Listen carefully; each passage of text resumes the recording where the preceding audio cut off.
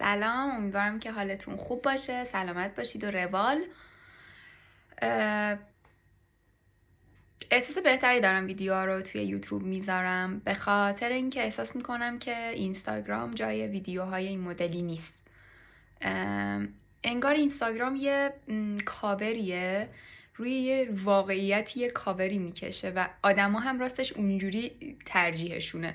میدونین انگار که مثلا آدما هم دیگه عادت کردن که یه چیز مجازی ببینن توی اینستاگرام و شاید مواجه شدن با احساس واقعی یه آدم یا فکرهایی که تو سر آدم ها میگذره جاش توی اینستاگرام نباشه. من اینجوری فکر میکنم. دلیلی هم که دارم توی یوتیوب میذارم راستش اولیش اینه که آدمای کمتری حس میکنم میبیننش و یعنی آدمایی میرن سراغش که مثلا اینجوری باشن که خب اوکی، من میخوام یه محتوای دیگه‌ای ورای چیزی که تو اینستاگرام هست ببینم و آدمای کمتری میبیننش و من آمادگی مواجه شدم با آدم زیاد منو ببینه ندارم. الانم یه ذره به خودم رسیدم، اومدم جلو دوربین به خاطر اینکه هوا آفتابیه و منی که از آفتاب متنفرم خوشحالم که هوا آفتابیه و انرژی گرفتم و اومدم با کمی رژ لب زدم و اینجوری اومدم جلو دوربین. میخواستم بهتون بگم که دیروز داشتم یه ویدیویی میدیدم، بعد یه خیلی ویدیو راستی بود و محتوای بسیار جالبی داشت. رفتم، حالا محتوای چی بود؟ این شکلی بودش که داشت میگفت شما وقتی وارد یه کشوری میشین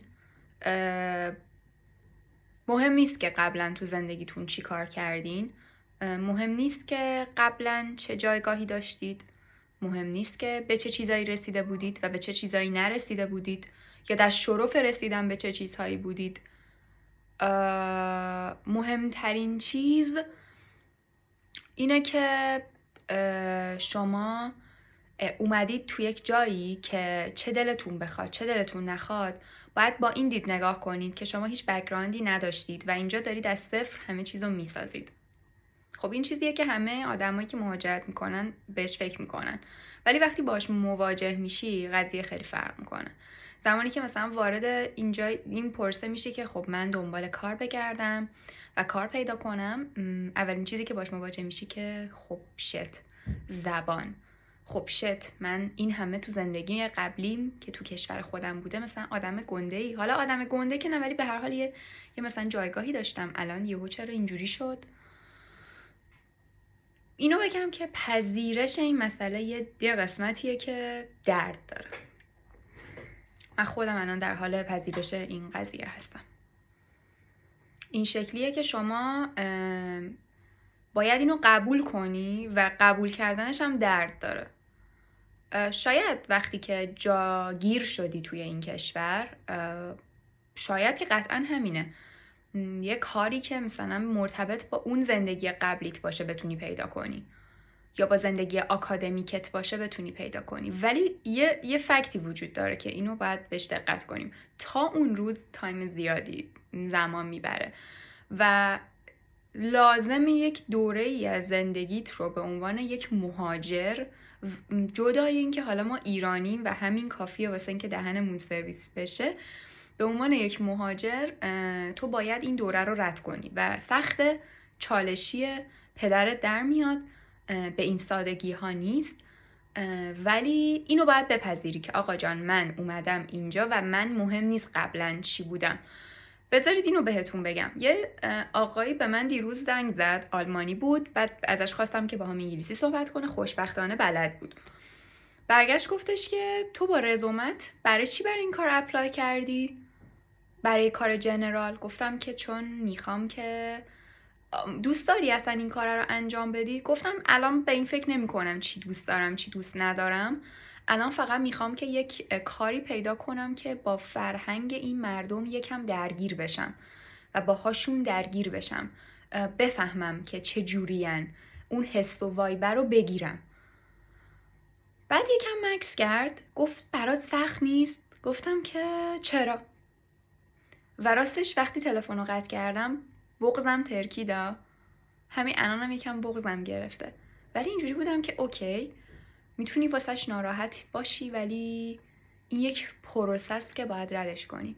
اون آقاه عرب بود، داشت توی یه ویدیویی توضیح میداد که اون اصلا یه فاز دیگه بود. میگفت شما وقتی مهاجرت میکنی باید از صفر همه چیزو بسازی و اصلا داشت راجع به مثلا قضایی‌های دیگه ای صحبت میکرد، ولی یه تیکه حرفش که این بود راجع به کار بود رو من با پوست و گوشتم میفهمیدم.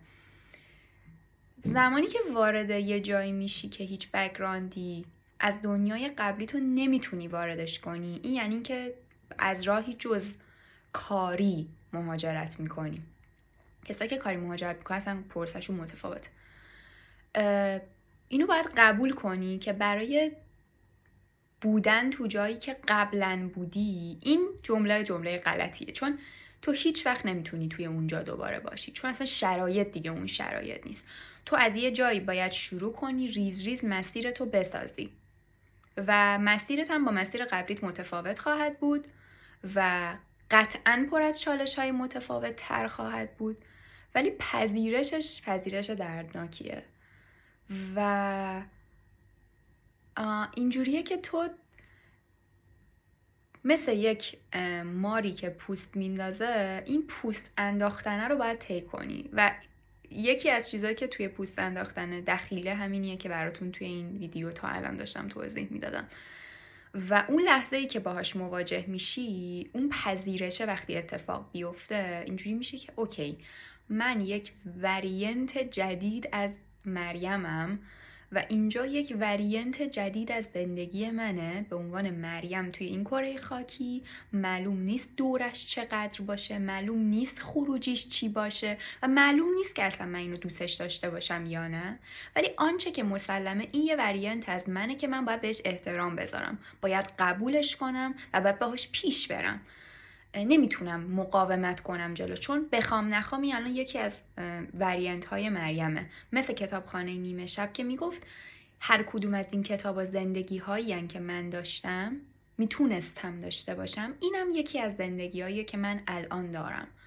پس راحت ترین راه نه، ولی منطقی ترین راه اینه که قبولش کنم و بپذیرم که از یه مهاجر من این پروسه پوست انداختنه که بخشیش کاره رو باید ردش کنم. میتونم ردش نکنم، ولی میشه همون گیواب کردنی که تو ویدیو قبلی گفتم و من راستش دلم نمیخواد اون کار رو بکنم، چون آدم گیواب کردن نیستم. خودم رو به همه درهای ممکنی که هست اینجوری میزنم تا بالاخره یه راهی پیدا کنم برای سروایو کردن از موقعیتی که توش قرار گرفتم. نمیگم با سرعت زیادی این کارو میکنم، ولی این کارو میکنم. پس اگه تو موقعیت مشابه هستی مثل من، مهمم نیست لزوما مهاجرت کرده باشه. مهاجرت میتونه از یه شهری به شهر دیگه هم باشه تو خود کشورمون. اگه توی این شرایط هستی، شاید این ویدیو بتونه کمی بهت یه اینسایتی بده در مورد اینکه خب حالتایی که داری طبیعیه، اون حس رد شدنه، اون حس قبولت نداشتنه، اون حسی که اون همه کار کردم ولی الان به دردم نمیخوره، اچیومنت هایی که داشتم. واقعیت اینه که به دردت میخوره، ولی تو بعد این پوست انداختنه رو رد کنی، بعدش میتونی ازش استفاده کنی. حتی از همین پوست انداختنه هم میتونی استفاده کنی.